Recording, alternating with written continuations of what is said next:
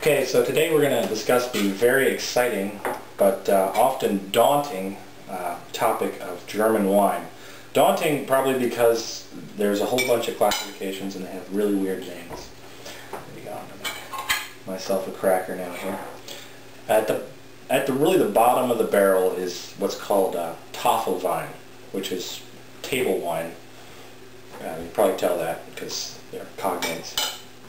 And that usually doesn't get exported much because it's meant to be drunk pretty much after it's fermented. And it's usually very low in quality and rather cheap. After that is the Landwein, which is like the IGTs from Italy. It's designed to be some sort of quality wine that doesn't follow the traditional high quality wines of Germany. There isn't really a whole lot in that category as of yet. It's mostly there just to agree with European standards. What do we have? So the first wine we're tasting today is what's called Qualitätswein. And this is the lowest level of quality wine. See, it comes in a nice big bottle. And this is probably the lowest stuff you're really going to find that's exported, is the Qualitätswein here. And this is from the Mosel-Saar-Ruhr region. So these are all Rieslings. Yes, all these wines are made with Riesling grapes. Pretty much the main grape that's used in Germany. So this has a nice tart bouquet, tart flavor, slightly on the sweet side. A lot of German wines tend to be sweet.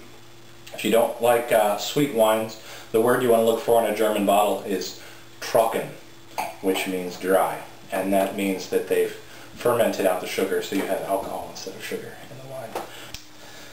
So after Qualitätswein comes what they used to call in Germany Qualitätswein mit Prädikat, but they realized the Austrians were a little bit better, shorter, calling it Prädikatswein.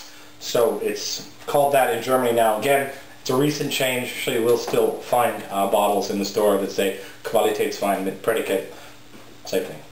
And these are the high quality wines of Germany and Austria.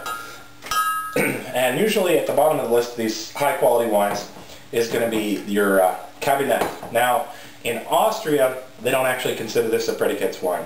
They consider it beneath that because it starts out with the least amount of sugar in it, so you're not going to get very much alcohol. This one, for instance, has only 8.5%, which usually a wine is going to have somewhere between 10 and 12% if it's a white wine. Also made with the Riesling grape. And these all are wines from 2006, same wine region. Wineries in Germany, instead of producing a bunch of different grapes, they have the same grapes and they harvest them at different times during the year to give them different sugar levels. So like I said, the Cabernet is at the bottom with the least amount of sugar. It's the earliest harvested. And in some years there's a lot more of it produced because there's not enough ripening of the other grapes. So that's nice. It's tart, has kind of some apple-y flavors to it. It's good.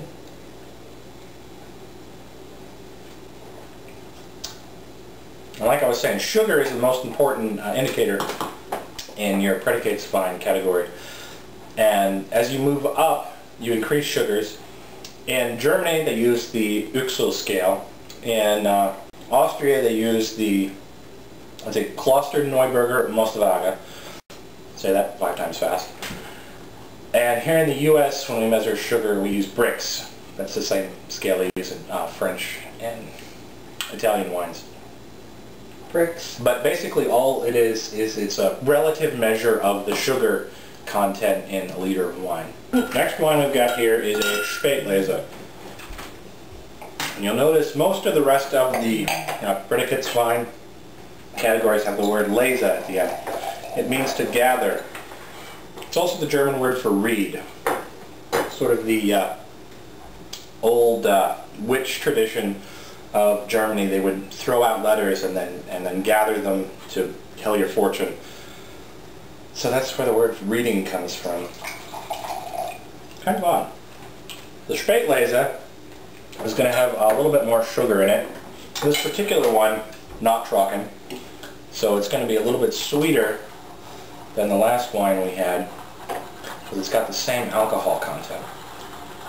The nicer wines use corks, lesser quality screw caps. Not always true, but a good indicator. For German wines, it is. Okay. Cork-free mostly. And the Spätlese is definitely sweeter. It's not as strong of a flavor as the Cabinet. Like much more subdued. Definitely the sugar is the strongest aspect of this particular wine. After the Spätlese comes a wine called Auslese. It's the cracker! Cheese on it! So this Auslese here, this particular one is designed to be super sweet.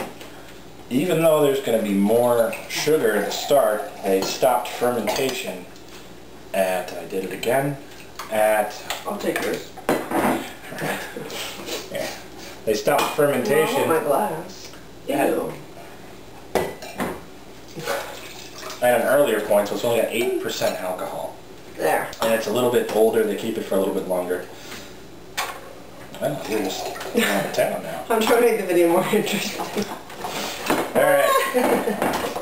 Video's a little boring so far. But you're learning about the subject. Yeah, this one is much stronger smell to it. It does. The last one didn't really smell like anything.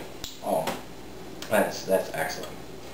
Super sweet, but at the same time very refined. Has some pear notes to it.